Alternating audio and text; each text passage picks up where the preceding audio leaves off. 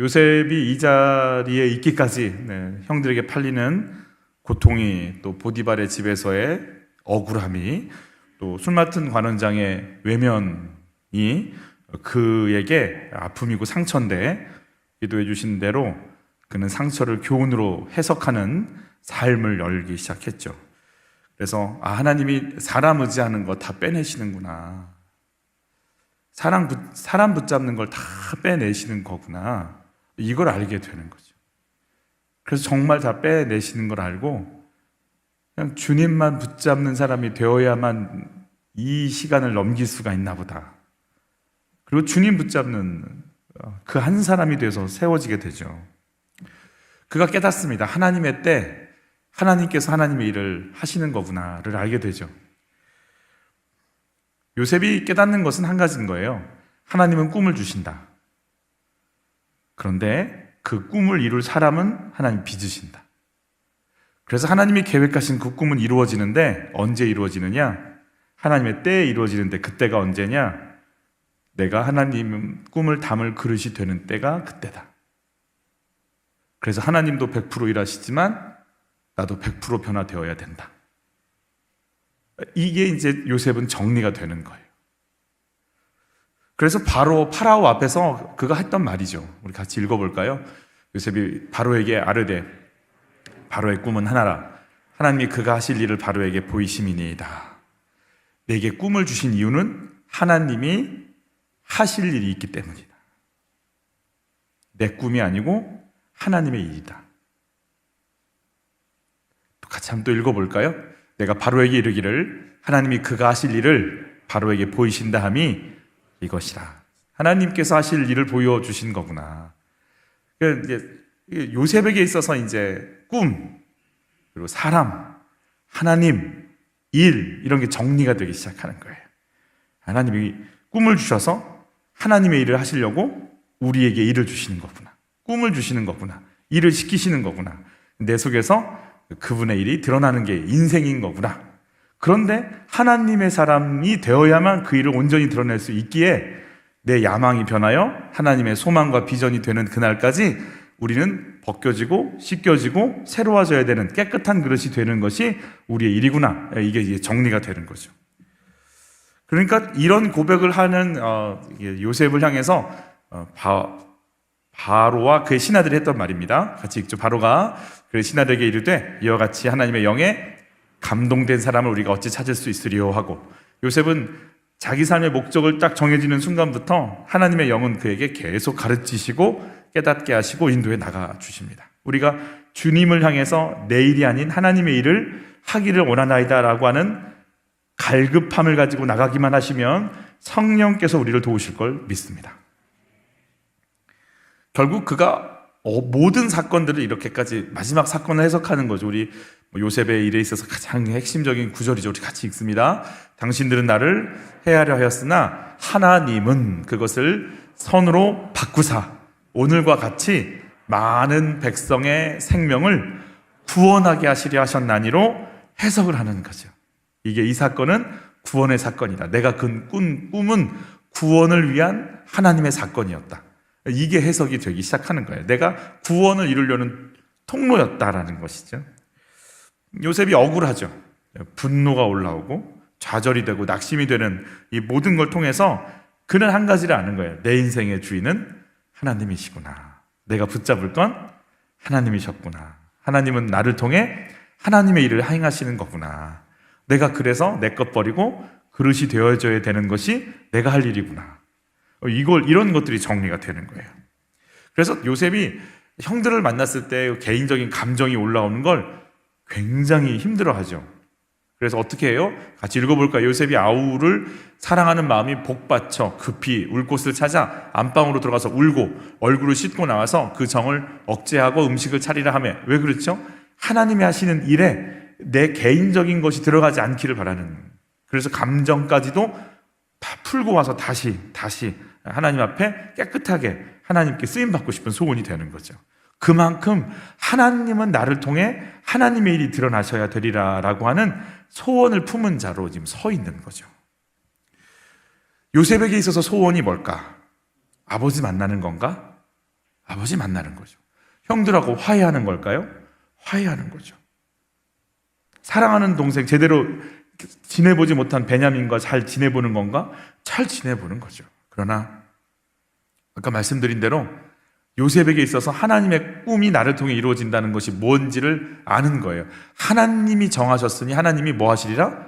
속히 행하실 거다라는 거죠.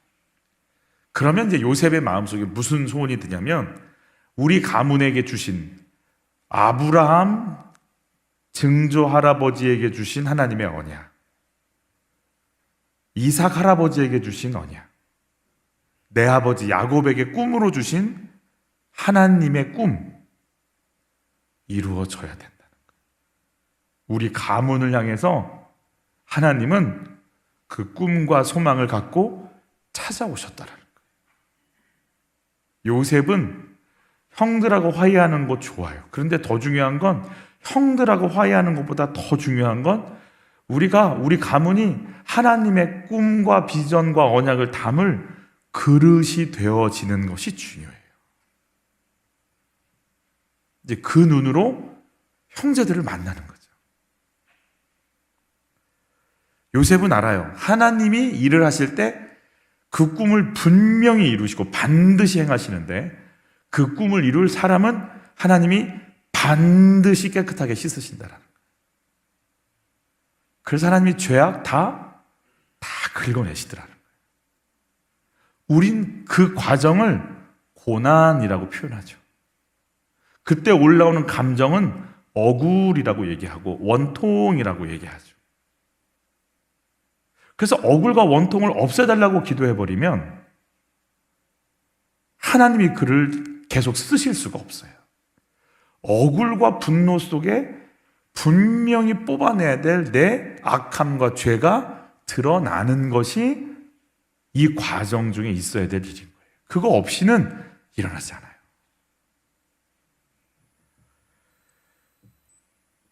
요셉은 가족들이 치유되는 걸 원하죠. 그러나 치유가 목적이 아니에요. 하나님의 꿈과 약속이 우리 가문을 통해 진행되는 거예요. 착한 아들 되는 거 좋아요. 똑똑하고 슬기로운 딸 되는 거 좋아요. 그러나 하나님이 이 아이들을 통해 하실 일이 이루어지는 게 부모의 소망이 돼야 돼요. 그래서 닥치는 일들을 통해 이 아이가 하나님이 뭘 만지시고 계신지를 아는 게 중요한 거죠. 우리 가족이 치유돼서 하나님 뜻을 막는 가족이 아니라 하나님 뜻을 펼치는 하나님의 사람들이 되고 싶은 것이 그게 요셉이 보고 있는 가족의 정의인 거죠. 요셉이 참 철없다고 그랬잖아요. 형들 고자질하고 또 꿈꾼 거 자랑하고 다니고 상대방의 연약함 채용을 못한다고 그랬잖아요. 그런데 철저하게 하나님의 뜻을 알고 형들을 채우라는 자가 됐어요. 우리 이제 같이 혹시 따라서 해보실 수 있으시겠어요? 겸손한 사람은 없습니다. 겸손케 할 환경만 있습니다. 요셉 겸손하지 않습니다.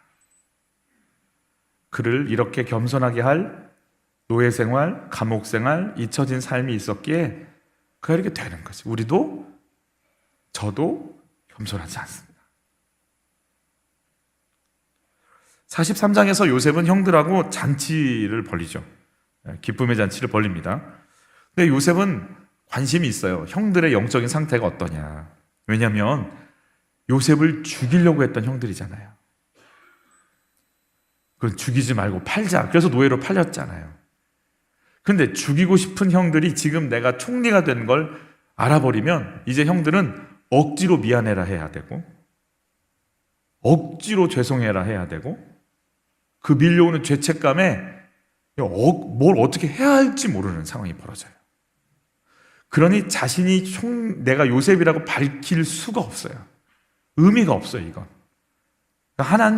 그냥 그 권력에 무서워서 그냥 벌벌 떨면서 그때 잘못했어요를 그냥 억지로 해야 되는 상황이 펼쳐지니까 요셉은 도대체 형들은 어떻게 변화됐길래 하나님은 이런 상황을 오게 하셨고 만나게 하시는 걸까 궁금한 거죠. 그래서 요셉의 관심은 형들의 영적 상태입니다. 지금 내가 나 요셉이라고 얘기해도 되나? 아니, 이제 이 때를 보고 있는 거죠. 그냥 내가 요셉이라고 말하는 순간 형들은 그 권력 앞에 그냥 억지 토소를 해야 되는 상황이 펼쳐질 테니까. 그건 하나님 뜻이 아니니까. 도대체 하나님 그때가 언제인지 계속 고민을, 정말 고난을 받으니까 언어가 조심스러워지는 거죠. 하고 싶은 말 하는 게 아닌 거죠. 하고 싶은 감정 드러내는 게 아닌 거죠. 그래서 요셉은 용서한다 할지라도 형들이 정리가 안 돼 있으면 이 가족은 계속해서 하나님의 뜻을 이룰 수 있는 가족으로 갈 수는 없는, 또 다른 고난이 와야 정리가 되는 거죠. 형들을 그래서 요셉이 계속 테스트합니다. 어떤 분이 그러시더라고요. 요셉이 계속 형들을 테스트하는 모습이 꼭 하나님이 자기를 테스트하는 것 같다는 거예요. 내가 너한테 이거 줘도 되겠니? 그래서 억울하게도 하고 답답하게도 하고. 하나님 테스트하지 않죠. 같이 읽죠. 사람이 시험을 받을 때에 내가 하나님께 시험을 받는다 하지 말지니 하나님은 악에게 시험을 받지도 아니하시고 친히 아무도 시험하지 아니하시느니라. 여기서 시험은 템테이션, 유혹입니다. 그러나 하나님은 템테이션을 안 하실 뿐이지 달아보십니다. 내가 너에게 그걸 해도 괜찮을지 꼭 달아보십니다. 첫 번째, 우리 아주 잘 알고 있는 아브라함이죠. 아이를 바치라고 그러죠. 달아보십니다. 네가 이삭이 좋은지, 이삭을 준 나를 붙잡고 있는지 보겠다. 진짜 네가 붙잡고 있는 게 뭔지 내가 보고 싶다. 그리고 나서 하나님께서 이삭 바치고 나서 하시는 말씀이 뭐예요? 내가 내 아들 독자라도 내게 아끼지 아니하였으니 내가 뭐한? 이제야 내가 하나님을 경외하는 줄을 아노라. 모르셨을까요? 하나님 몰라서 지금 이제야라는 표현을 쓰시는 걸까요? 나도 알고 너 자신도 알라라는 거죠. 너 스스로 확증하라는 거죠. 여러분 묻습니다. 나는 내 아이가 중요합니까? 내 아이를 향한 하나님의 뜻이 중요합니까? 내 스스로 확증해 봐야 돼요. 내 마음이 어떤지 확증해 봐야 돼요. 아이를 위해서 기도하지만 내 속에서 사실은 사울처럼 나를 위해서라고 아이를 붙잡고 있는, 그래서 기도하는 열심에 속은 부모일 수도 있어요. 정말 하나님의 뜻이 내 아이를 통해 펼쳐지기를 진심으로 원하고 있는지, 그게 내 속에서 드러나야 되고, 어쩔 때는 깨져야 되고, 어쩔 때는 감추었던 그 시커먼 것들이 다 드러나야 되는 상황이 펼쳐지게 되겠죠. 아브라함에게 있어서 이삭이냐, 이삭을 준 나냐, 너는 결정해라 이러고 다가올 때 이 아브라함이 토해놓듯이 형들에게도 그런 시간이 필요했던 거죠. 만약에 요셉이 형들과의 화해와 사랑이 목적이었다면 43장에서 그렇게 막 술 마셨다고 돼 있거든요. 취해서 흥겨웠다고 돼 있거든요. 그 분위기 좋을 때 막 깔깔대고 웃고 이럴 때 요셉이 갑자기 히브리 말로 나 요셉이야 이러고 얘기했어야 돼요. 형들과 같이 분위기 좋을 때 이렇게 화해하면 되잖아요. 근데 화해와 용서가 목적이 아닌 거예요. 화해와 용서가 목적이긴 하지만 더 중요한 건 형들이 하나님의 뜻을 품고 갈 준비가 돼 있는지를 보고 싶은 게 요셉의 소원이기 때문에 그래요.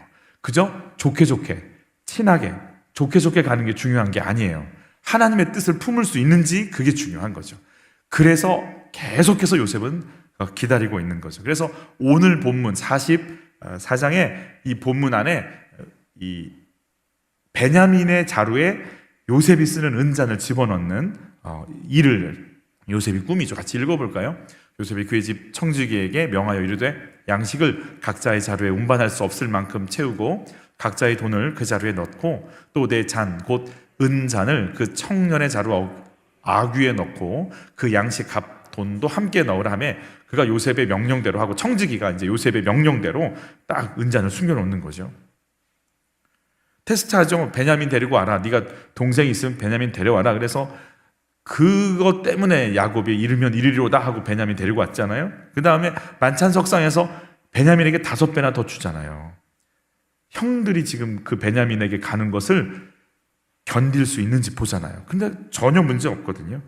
시기 질투가 여전히 남아있는지 그걸 보고 싶은 거예요. 여러분 분위기가 어땠는지 한번 읽어볼까요?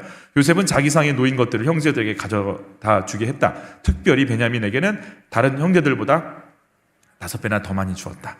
요셉의 형제들은 요셉과 더불어 먹고 마시면서 즐거워했어요. 이게 문제가 안 됐어요. 요셉, 베냐민에게 뭐가 많이 가도 형들은 뭐라고 하지 않아요. 예전엔 요셉한테 뭐가 하나만 더 가도 굉장히 민감했어요. 굉장히 힘들었어요.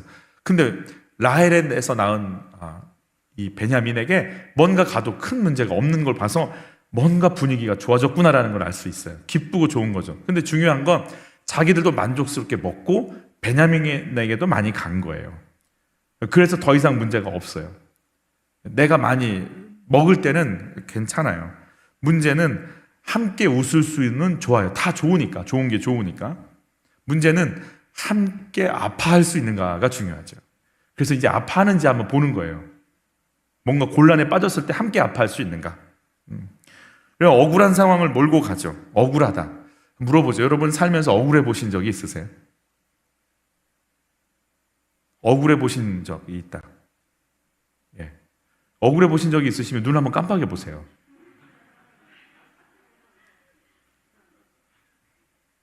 부릅뜨는 분들이, 네. 형들은 억울했죠. 형들은 왜 나는 채세고 나는 왜 안 주지? 왜 요셉 막둥이만 주지? 그때는 막둥이였습니까? 또 요셉도 억울했죠. 왜 나는 형들한테 팔려가지? 그리고 이렇게 열심히 노예 생활했는데 난 또 왜 이렇게 보디발의 아내 때문에 감옥에 갇히지? 그리고 왜 나한테 약속했던 술 맡은 관원장은 날 잊어버리지? 억울하죠. 억울하죠. 많이 억울하죠. 요셉 그래서 억울하기 때문에 사람이 억울하면 이게 자기 속에 있는 게 다 드러나게 되는 거죠. 그 억울함 때문에 요셉은 하나님만 보는 자가 되는 거죠. 억울함의 결론이 뭐냐면 나의 한계를 느끼니까 억울하지 않겠어요? 그래서 말도 바뀌는 거고 자기를 높이지 않고 자랑하지 않고 하나님의 소망을 이루는 소망을 갖는 자가 되는 거죠. 다윗이 주일날 억울했을 것 같으세요? 안 억울했을 것 같으세요? 여러분이 다윗이라면 하나님이 그 일날을 도우라고 해서 실컷 도와줬는데 그 일날 사람들이 나를 사울에게 넘겼어요. 억울을 하죠. 그러니까 항상 충만하진 않으니까 우리가. 예배 때 와서 기도할 때는 용서를 해야겠다 생각이 드는데 차 타고 이제 엘리베이터 타고 집까지 가서 보면 이제 조금 달라질 수 있잖아요. 좀 달라져요. 2, 3일 지나도 달라지죠. 그래서 저희가 수요 예배를 드리는 거죠. 3일 정도 되면 이제 마음이 바뀌는 거거든요. 네. 달라지죠. 그 일날을 하나님께서 이제 깨닫게 하시고 뭐 그러면 좋죠. 그렇지만 막 도망 다니고 막 이리 숨고 저리 숨고 있다 보면 또 이렇게 다윗에게도 올라오는 거 있지 않겠어요? 억울하죠.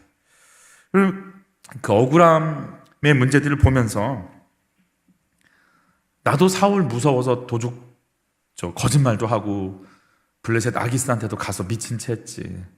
그 일라도 사울이 무섭지. 그러니 나 정도 파는 거야. 그게 뭐가 어려워. 일단 살고 봐야지. 나도 목숨 구걸하니라고 그랬는데 본인들도 목숨 구걸하니라 그렇게 할 수 있지. 그러니까 억울한 상황이 되면 다른 세계가 열려요. 내가 가지고 있던 울타리들을 뛰어넘지 않으면 살 수가 없기 때문에 그 억울함이라는 생각 속에서 갇혀 있지 않고 벗어나서 뭔가 다른 차원의 생각을 하게 되는 거죠. 그래서 다윗은 더 깊어지고 이해도 폭이 넓어지고 그리고 뭘 깨달았을까요? 이 세상에 믿을 사람 아무도 없다를 깨닫는 거죠. 이게 참 이게 아픔이 아니라 사람은 믿을 대상이 아니야. 이게 정말 우리 영혼 속에 이렇게 자리를 잡아야 돼요. 그리고 내가 붙잡을 건 누구밖에 없더라. 하나님 앞에. 그 일날을 도울까요? 가라. 사울이 나를 치러 올까요? 치러 온다. 그 일날가 나를 넘길까요? 넘긴다. 그럼 전 어떡하죠? 도망가야지. 그래서 내가 들을 말씀은 뭐밖에 없더라. 말씀밖에 없구나. 이걸 훈련하는 거예요. 그래서 참 억울함을 통해서 저희는 훈련받아요. 억울함을 통해서. 여러분 모세는요 애굽 왕자의 영광을 버렸어요. 그리고 노예들과 같이 살려고 이렇게 혁명을 꿈꿨어요. 그런데 거기서 얻은 게 뭐예요? 아무도 안 따라오는 거예요. 그리고 혼자 도망갔어, 혼자. 아무도 한 명도 동조를 안 했어. 여러분, 물어보죠. 억울할 것 같으세요? 많이 억울할 것 같으세요? 억울하죠. 내가 이렇게까지 했는데 아무도 안 도와주나? 아무도 나 인정 안 해주나? 여러분 오셔가지고 예를 들어서 땀 뻘뻘 흘리고 2시간 동안 본당 혼자 청소했어. 왔는데 아무도 말을 안 해. 괜찮지요?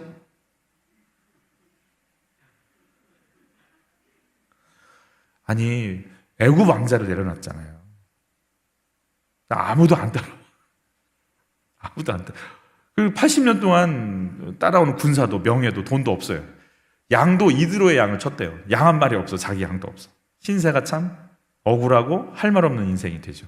그래서 뭘 하냐면 내 힘으로 하겠다라고 하는 게 쑥 빠져나가요. 그 가장 대표적인 게 뭐예요? 네 발에서 신을 벗으라는 거죠. 이제부터 너 종으로 살아라. 애굽의 왕자로 살지 말고 내 종으로 좀 가자. 그리고 내 힘을 좀 드러내자.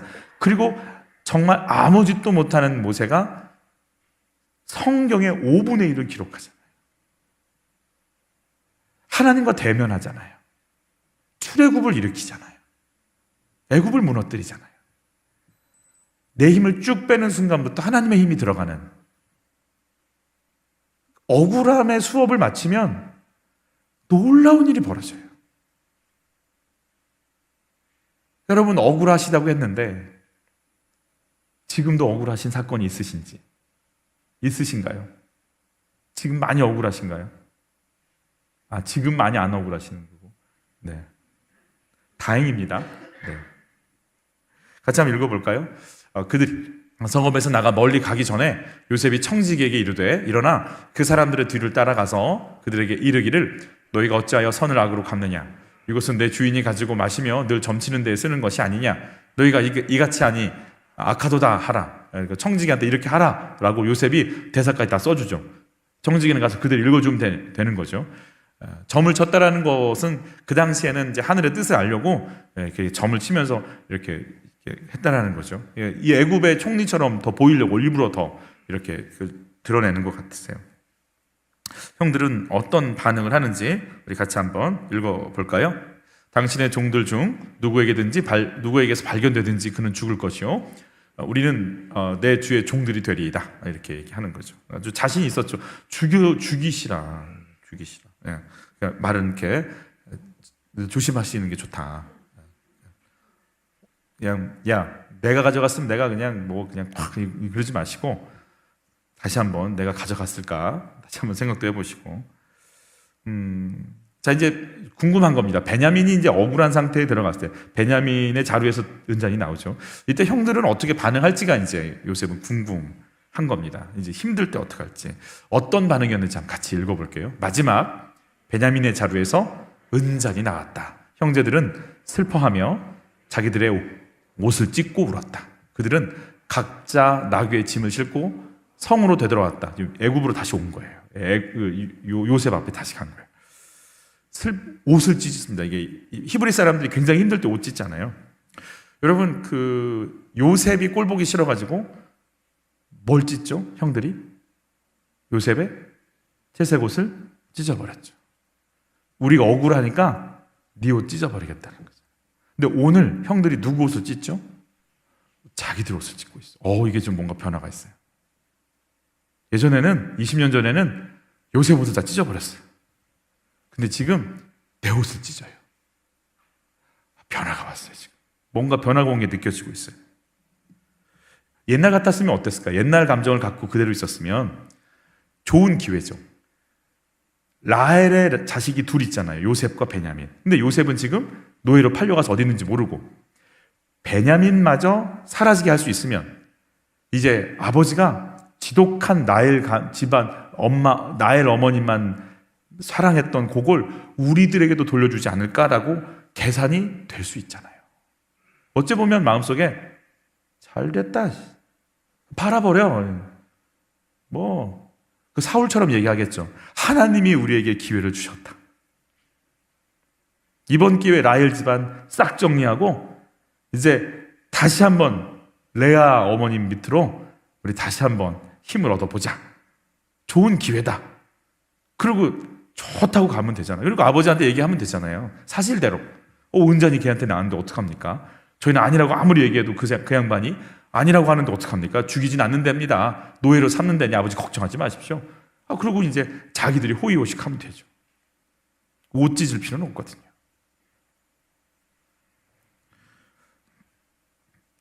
기도해 주시던 이렇게 저를 위해 기도해 주시던 분들이 계세요. 근데 그분이 같이 기도하시면서 저한테 그런 말씀하시더라고요. 목사님, 억울하신 적이 있으셨네요. 그러더라고요. 저에게 억울한 적이 있었거든요. 억울한 걸 당하는 사람들을 보면 표정이 나타날까요? 드러날까요? 억울해하는 사람들은 표정 속에 이게 보일까요? 아니면 이렇게 그냥 느껴질까요? 억울해하는 사람들은 좀 뭐가 있죠. 이렇게 좀 있어요. 이게 딱 있어요. 글쎄요, 저는 억울했어요. 그때 억울했어요. 기도하시는 분이 그러더라고요. 목사님 억울하셨네요. 그래서 너무 놀래가지고 어떻게 하셨어요? 그래서 그리고 그분의 말이 참 귀에 아직도 참 울려요. 하나님이 사람 달아보실 때 저울로 달아보실 때 억울하게 해서 달아봅니다. 진리예요, 진리. 우리 다 억울하게 해서 달아보세요. 그때 나오는 반응을 보는 거죠. 은자는 안 훔쳐갔잖아요. 누가 그럴 일이 있겠어요? 누가 감히 총리의 은자를 훔쳐갈 수가 있겠어요? 걸리면 어떻게 되나? 그리고 그거 갖고 뭐 하려고 또. 그리고 이렇게 은혜를 베풀어 준 사람한테 어떻게 이런 일을 할 수 있겠어요? 당연히 안 하죠. 당연히 안 하는데 했다고 지금 이러고. 게다가 베냐민이 잡혔어요. 억울하죠. 여러분, 이 억울을 통해서 신앙인과 신앙인 안에서 정말 하나님의 인도를 받는 자와 그렇지 않은 자가 갈라집니다. 교회 안에서 억울한 일들이 있거든요. 이때 이제 하나님의 방법으로 푸는 사람들이 있고 인간 방법으로 푸는 사람들이 있는 거죠. 그래서 이제 굉장히 거칠어지기 시작하는 거죠. 교회 안에서도. 자, 문제는 형들이요, 베냐민을 철저히 감싸버립니다. 그 억울함을 같이 나누는 거죠. 같이 받아버리는 겁니다. 자, 함께 웃었지만 함께 울기 시작합니다. 한 형제가 된다는 걸 보여주기 시작하는 거죠. 유다가 뭐라고 하는지 같이 읽어보죠. 유다가 말하되 우리가 내 주께 무슨 말을 하오리이까? 무슨 설명을 하오리이까? 우리가 어떻게 우리의 정직함을 나타내리이까? 하나님이 종들의 죄악을 찾아내셨으니 우리와 이 잔이 발견된 자가 다 내 주의 노예가 되겠나이다. 베냐민 하나 노예 삼으세요가 아니고 우리가 다 노예가 되겠습니다. 우리 다 같이 책임지겠습니다. 아무리 얘기를 해도 들리지 않는다는 거 알죠? 그러니까 억울하니까 막 이렇게 얘기하는 거예요. 우리가 다 감당하겠다고. 빠져나갈 생각하지 않습니다. 그 속으로 들어가 버리려고 생각합니다. 누가 얘기하는 거예요, 지금? 유다가 얘기하는 거예요. 유다가. 근데 참 재밌는 것은 밑에서 세 번째 줄 다시 한번 읽어보죠. 시작. 하나님이 종들의 죄악을 찾아내셨다는 거예요. 여러분, 지금 유다는 억울하고 11명의 형제들가 다 억울해야 되잖아요. 우리 끝까지 뭐라고 얘기를 해야 돼요? 우린 죄가 없나이다를 계속 얘기해야 된단 말이에요. 그리고 계속 그런 얘기를 해요. 사실 우리가 다 읽지 않았지만. 그런데 유다 입에서 뭐가 나오냐면 하나님이 종들의 죄악을 찾아내셨다라는 거예요. 우리 이 16절을 쉬운 말로 다시 한번 읽어볼게요. 같이 읽죠. 유다가 말했다. 저희는 주인님께 드릴 말씀이 없습니다. 저희가 무슨 말씀을 드릴 수 있겠습니까? 저희가 그런 죄를 저지르지 않았다는 것을 어떻게 증명할 수 있겠습니까? 하나님께서 저희의 죄를 이렇게 들추어 내시니 우리 모두 주인님의 종이 되겠습니다. 은자는 나온 막내뿐만 아니라 우리 모두가 주인님의 종이 되겠습니다. 자, 분명히 죄 짓지 않았는데 왜 하나님이 자기들의 죄를 들춰냈다고 할까요? 무슨 죄일까요? 자기들이 억울하게 누명을 씌워서 어떻게 팔아버린 누구의 죄? 자신들의, 요셉을 팔았던 자신들의 죄가 지금 드러나고 있습니다. 고백하는 거죠. 동생을 팔았던 죄가 지금 드러나고 있는 중이라는 거예요. 아무도 몰라 꽁꽁 숨겨놨어요. 아버지도 모르고 베냐민도 모를 거예요. 그런데 억울한 일을 당하니까 우리 안에서요, 무슨 고백이 나오냐면 하나님이 내 죄악을 잊지 않으셨구나. 들추어 내시는구나. 이걸 알기 시작했다는 거예요. 우리가 억울함의 감정 속에 딱 갇히는 순간요, 우리 시선이 어디 둘 데가 없으니까 하나님을 보고요, 내 자신을 보는데 놀랍게도 내 속에 감추어졌던 것들이 올라오는 걸 보기 시작하는 거예요. 은잔을 찾은 게 아니라 요셉을 팔아놓고 침묵하고 넘기려고 했던 우리 죄악을 주님이 다 들추어내시는 것 같습니다. 맞습니다. 지금 우리가 당하는 곤란보다 우리 죄악이 더 큽니다. 내가 당하고 있는 죄악이, 내가 저지른 고난이 내 죄보다 더 작습니다. 우리는 진짜 이걸 당해도 쌉니다. 우리가 다 노예가 돼도 할 말 없습니다. 하나님이 지금 드러내고 계십니다. 하나님이 지금 드러내고 계십니다.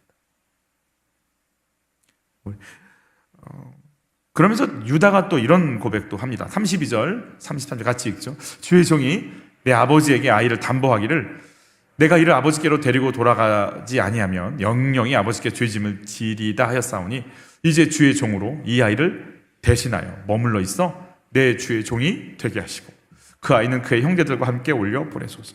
이게 무슨 말이에요?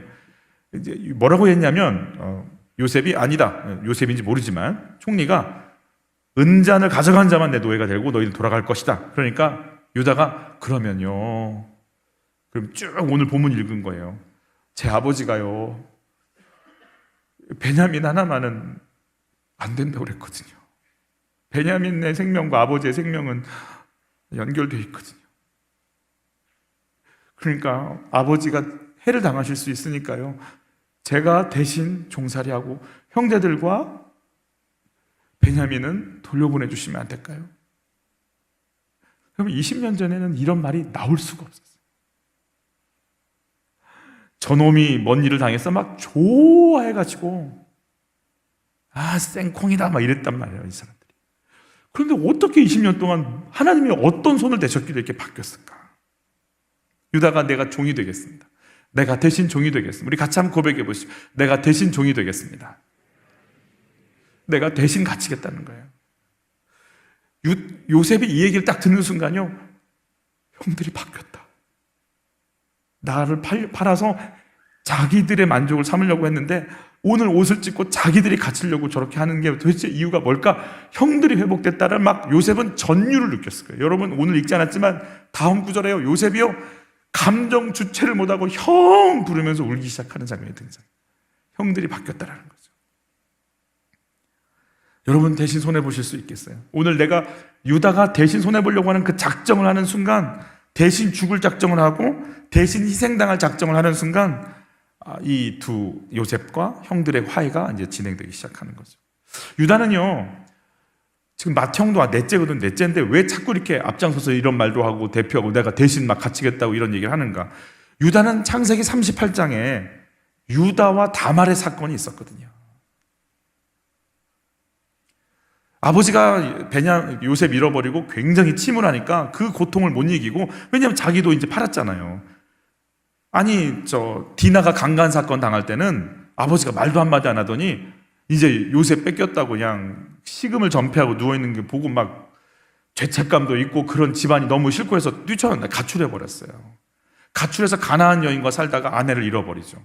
새 아이를 낳았는데 두 아이를 잃어버리죠. 아내도 잃고 아이들 둘을 잃고 또 며느리와 또 그렇고 그런 관계를 맺죠. 며느리는 또 신앙의 삶을 살겠다고 씨를 얻잖아요. 자기는 육체의 쾌락을 향해서 창녀를 찾았는데, 그러니까 막 창피하고 부끄럽고 그 속에다가 내가 이제 아내를 잃어버린 아픔, 자녀를 잃어버린 아픔, 그 괴로움, 그 절망, 그 공허를 그대로 감싸 안는 거죠. 그러면서 누구를 이해를 했을 것 같으세요, 유다가? 아내를 잃고 자식을 잃어버리니까 누구를 이해할까요? 아버지가 이해가 되는 거예요. 아내를 잃은 아픔, 사랑하는 라헬을 잃은 아픔, 사랑하는 요셉을 잃은 아픔이 뭔지 유다가 알겠어요. 근데 그 장본인이 자기야. 팔아버린 장본인이 자기야. 그리고 며느리는 하나님의 뜻을 하겠다고 또 저러고 살고 베레스와 세라를 낳고 살고, 그러니까 정말 할 말 없는 죄인이 돼 있어요. 유다는 빚 갚는 마음으로 지금 서 있는 거예요. 고통이에요. 유다의 고통이에요. 몸부림치는 고통이에요. 정말로 고통을 당해봐야 알고 잃어봐야 잃어버린 자의 마음을 아는 거죠. 유다의 고난을 통해서, 요셉의 고난, 유다의 고난을 통해 야곱 집안에 흘러오고 있는 편애와 아픔과 상처가 씻겨지고 있어요. 누군가는 와서 이걸 멈춰야 되는데 다 억울해만 해요. 근데 이 억울 속에서 요셉이 하나님을 만나는 순간 하나님의 뜻을 향해 가야 되는 가문인 것이 눈이 열리기 시작하고, 유다가 자기가 저지른 죄 때문에 몸부림치면서 어찌할꼬 가슴을 치다가 본격적으로 요셉과 형제들을 화해시키는 자리에 서 있는 거죠. 죄인이니까, 할 말 없는 죄인이니까. 글쎄요, 오늘 어떤 소원들이 있으신지 묻고 싶어요. 첫 번째, 내 가정은 어떤 소원을 갖고 계신가요? 요셉은 자기의 가문이 하나님의 언약을 품는 가문이 되는 눈이 열렸어요. 한 사람이라도 그게 눈이 열려야 돼요. 여러분, 그 눈이 열리는 은혜가 있기를 축복합니다. 그 눈이 열게끔 하려고 요셉을 그렇게 힘들게 하는 거죠. 두 번째, 억울함의 사건을 통해서 하나님은요, 우리의 힘을 빼십니다. 그리고 하나님만 바라보는 자로 우리를 세우십니다. 2021년에 억울했던 사건들이 있으시다면 주의 성령께서 여러분 속에서 이걸 빼내시기를 축복합니다. 그리고 얘야, 이 사건이 나를 바라보는 사건이 될 거야 라고 우리를 이끌어 나가 주시기를, 내 삶의 방향이 정말 다른 거 쳐다보고 있었구나가 생각이 되어져서 내가 하나님 바라보겠나이다로 다시 시선을 돌릴 수 있는 은혜가 있기를 축복합니다. 따라서 하시죠. 내가 종이 되겠나이다. 그 유다의 고백으로 오늘 요셉과 형들이 연결이 되었습니다. 형들도 회복이 됐어요. 고난받는 유다를 통해서 내가 종이 되겠다고, 내가 대신 그거에 들어가겠다고. 여러분, 내가 예수님이 대신 내가 질 십자가 지시는 순간 우리가 사는 것처럼, 문제 가운데 내가 대신 십자가 지고 가려는 적용을 하는 순간 그 한 사람을 통해 가정과 나라가 살 것을 믿습니다. 우리 대신 십자가 지는 은혜가 있기를 축복합니다. 바로 그 자리로 갈 때 주님께서 회복시켜 주실 걸 믿습니다. 우리 같이 찬양할까요? 주 선한 능력으로 안으시네, 그 크신 팔로 날 붙드시네.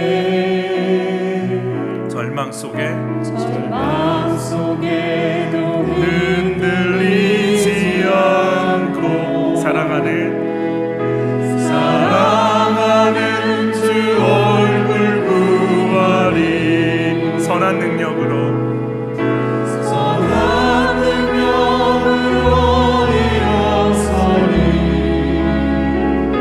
주만을 지어리 믿음으로. 우리 고대하네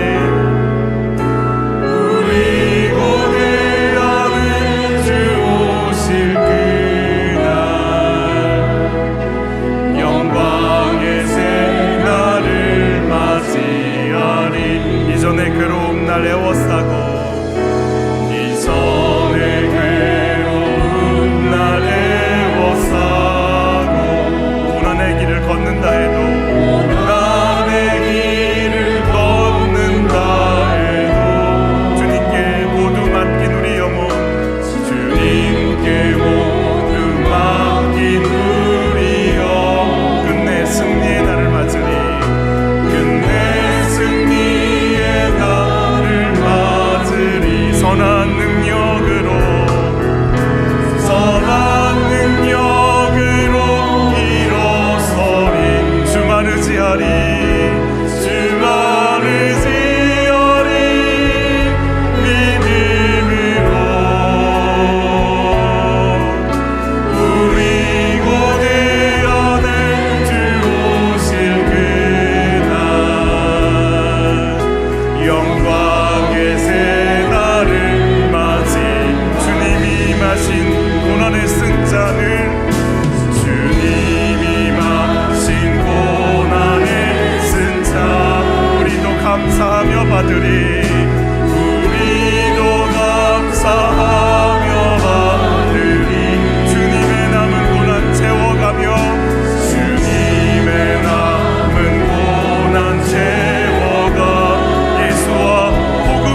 하리라